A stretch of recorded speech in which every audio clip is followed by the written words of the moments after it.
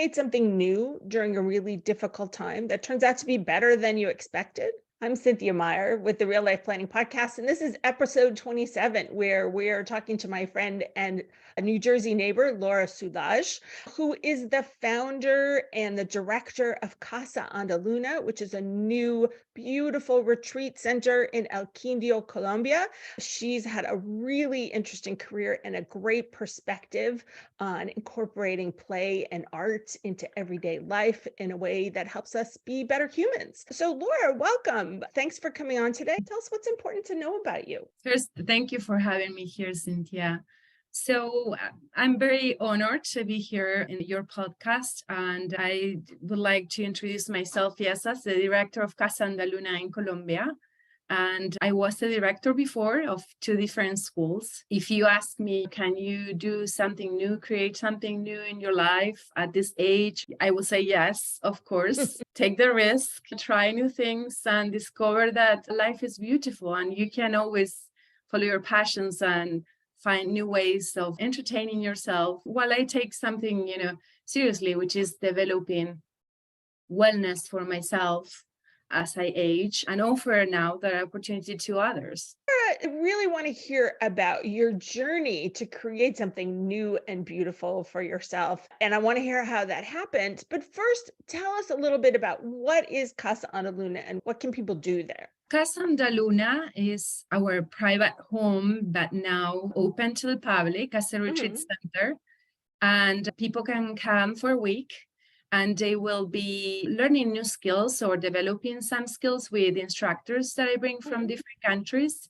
In addition to that, relax, be surrounded by nature, and really take a break from life. Take a break to retreat yourself there, to be with beautiful people that help us.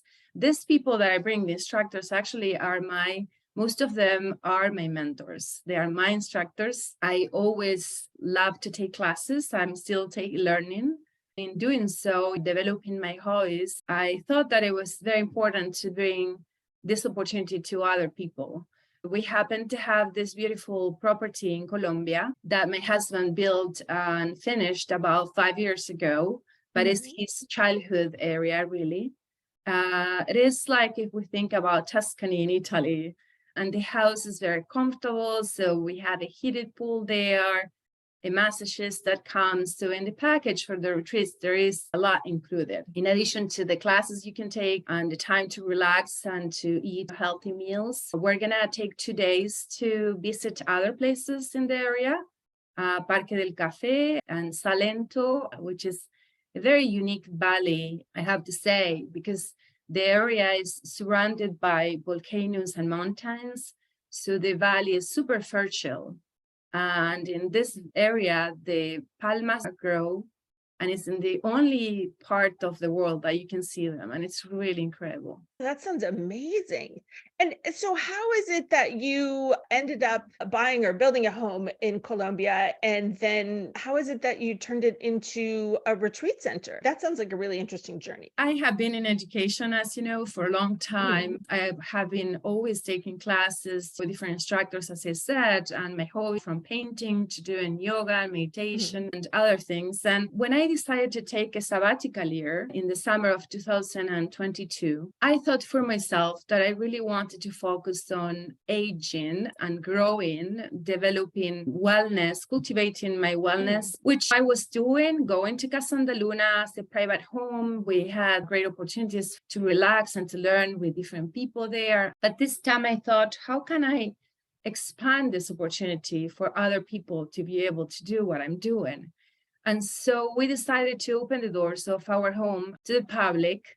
And I set up a program. It's a week-long program. I talked to my instructors. They're all very enthusiastic about doing it.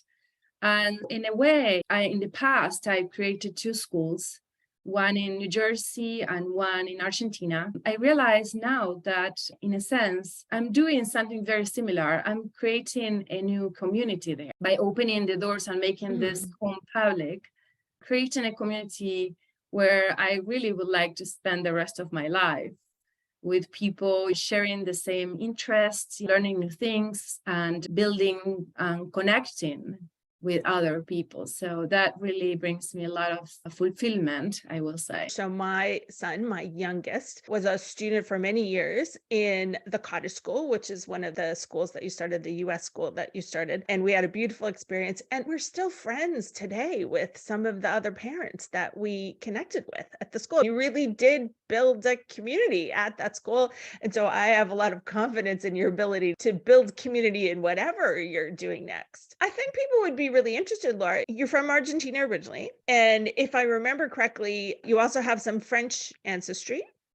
That's right. And you came to the United States, relocated to a new country, and then you went back and also worked in Argentina again. And now you're in Colombia. Is your husband from Colombia? Yeah, so Yeah, he's okay. originally from Colombia, from this area, which is the Mhm. coffee area in Colombia. There are a lot of people that I talk to every day, the clients that I work with, who think to themselves, oh, I would really like to go live in another country. So, what would you say to those folks, given your experience of living in multiple places?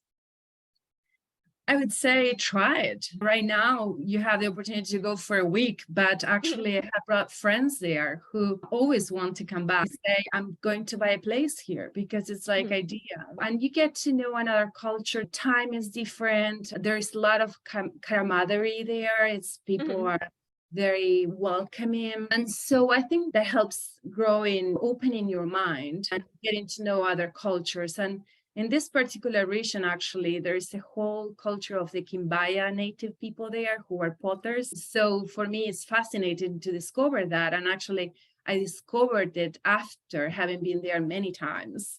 And Wow. I love to do pottery, and I was passionate, about Mhm, this that was happening there. So there's always a lot to learn, and meeting people and building new relationships. It's really fascinating to me. And I think it's very important to take risks, to try. So if you want to live in another place, do it. This is our life. So you started off your 2022 sabbatical at your home in Colombia. Now, when you first started your sabbatical, did you think that a whole new business was going to come out of it? How did this come to you? Actually, I wasn't thinking about that. I was more thinking of taking a break, retreating myself, I Mhm, would say, connecting myself with my passions, which I have to say, I am fortunate that I have been able to do that in my life because mhm, my schools were my passion. And the things that were offered in the schools were also things that I was passionate about. So, in that sense, I don't feel a big change. It's just that while I'm thinking of focusing on the wellness, mhm. then I realized I love to be with people. So this came just to, I would say, flowing, saying, Mhm. okay, where I'm Wow, going to that's Colombia, I love it. I'm just going to uh-huh. invite more people to come. So you're having this beautiful experience, spiritual experience, and you're inviting other people to come and play with you. Yeah. Exactly. Okay. Yes. So from a practical standpoint, and I'm just curious as a real estate investor, what are some of the things that you had to do to take a family home and turn it into a place that could welcome guests? I had to talk to people there who are already helping us with different Mhm, tasks and organize and do all the logistics. For example, to be able to have a chef there for certain weeks. Like for now, we have 3 retreats coming up in May. And those weeks are saved for him to come and be able to mhm, make 3 meals, even including vegetarian diet and all of that. So the logistics of making sure I will have the staff necessary to mhm, fulfill the needs for more people, not just for me and my mhm, friends. It was not complicated. It was just taking the time to do that, to figure out, okay, what would be an ideal day for a person who comes here. And in that sense, I created a program, and I can tell you mhm. about it if you want to know how it's going to be today. Yeah. So tell me a little bit more. First, tell me, you had to describe in one word what that experience was that you wanted your customers or your guests to have. What would that be? It would be to take a break from the Mhm, routine. It's difficult to put everything in one word. Relax, take the time to relax, to bring wellness to yourself, then be able to help other people while you do that. Reconnect with nature, which actually is so important. It brings all our senses alive. And in that sense, I think we can live life more fully if mhm. we are reconnected to other people and to nature. So what would a typical day look like on one of your wellness retreats? So we'll start with a short meditation in the Walwal. Mm-hmm. Walwal is a bamboo area in the property. You could hear the birds. So it's like a natural area to meditate.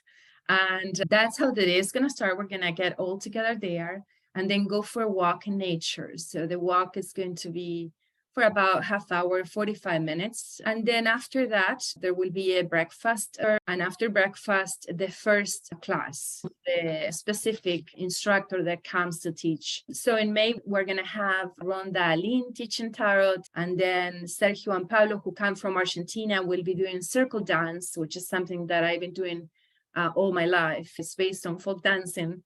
And then Sarah Ruiz Diaz will do yoga and meditation. So that's the start. And then there will be a class for about 2 hours in the morning and then one class in the afternoon. In the middle, we'll have lunch and there will be a break to go to the pool or to get a massage. And I will say the day will end at around 7 and we'll have a closing meeting, and then everybody can do whatever they want after that. Sunday to Sunday.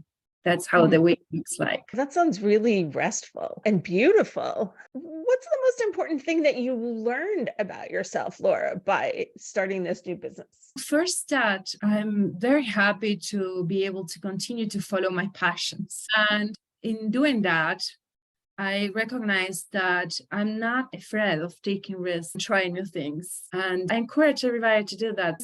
Once you start, you make the first step and you know you're doing something that you love. There's nothing that is going to stop you. You can spend time doing the logistics or figuring this and that and creating something new. But as long as you feel that's what you love to do, there are really no obstacles, real obstacles. I completely agree. Once you've set your sights on something, if you've created that feeling for yourself, you have the thought that you can achieve it. You've created this feeling for yourself of excitement or determination or motivation. And that helps you put actions on the calendar that get you to that result. It's amazing what a mindset shift can do. Exactly. Though this is my observation of you, and you tell me if this lands with you, is you're somebody who uses your life to figure out what to do in the next phase. So you started your first school because you wanted to create a certain scholastic experience for your children, right? Exactly. Yeah. And then you also wanted to bring this back to Argentina. And so you started the Argentina school. And now you're starting this community for adults because of this phase that you're in your own life. I think that's really aligned. It's actually, without realizing, we build the common ground in between the experiences, not only by creating a community, but also because I do believe that we should live with this ludic mindset too, in the sense that, and I learned that from the children, I have to say. I worked for a long time with children, and you can see that very clearly. They are not looking for results. They're fully immersed in the present, in the moment. And so living life as a playful act is something that the first time I heard about it was a long time ago when I was doing my training to be a teacher. And the professor said, listen, if we live life with a ludic attitude, life flows. At that time, I was about 20. It resonated with me and I kept that in my mind. But then thinking about how I like to live my life, I would say that is super important. So going with the flow, as they say, it takes really a mindset to say, okay, I'm going to follow my passions. I'm going to create whatever is necessary. And the schools were based on actually learning through play, as you know, Cynthia. It was a wonderful experience for my son. And I think even as I see him as a 15-year-old teenager now, he makes videos, he draws, he paints, he builds things. And of course, every kid his age, he loves the phone and the video games and things like that. But he's thinking that his expression of himself is what he creates and what he builds, which I think he got that from your school. Hopefully got some of it from his parents, but I think it was a really phenomenal experience. That's really, at least in my experience, when I create, I feel I am alive. So when we stop creating, life really has a different meaning. if we feel that we can create, it's so powerful, Cynthia. So I'm very happy to hear that a former student carries that in his life, because I think it's really key. It is super important. And I love this idea that life's for learning, that we're here to learn and grow and experience. I've always tried to live my life like I'm going to teach what I've learned. And it seems to me that that's something that you follow as well.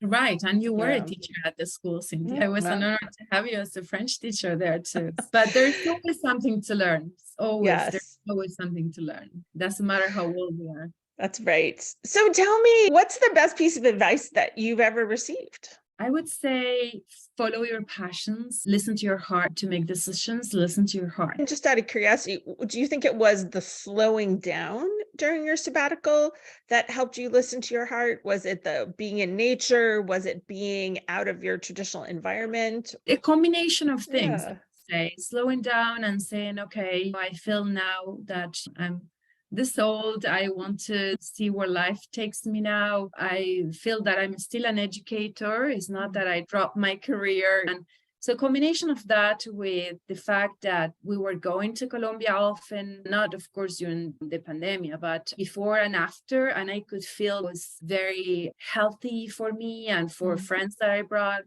there. And so I wanted, to take a next step in my life and create a community where I would like to spend one day, just move to Colombia and spend the rest of my life there. I think this is a really interesting next chapter for you, Laura, and wonderful extension of who you are as a person and the communities that you try and create. And once Steve and I are not beholden to a high school schedule, we are going to come and see you in Colombia. That's great. But tell us, where can we find you online? So there's a website, aluna.com, and then we have a YouTube channel too, where you can see some videos with instructors explaining what they will offer there.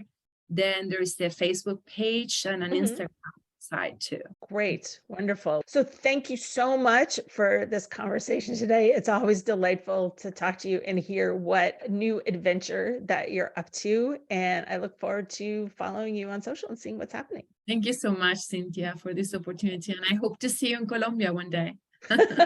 Excellent. All right. Thanks. Okay. Bye-bye.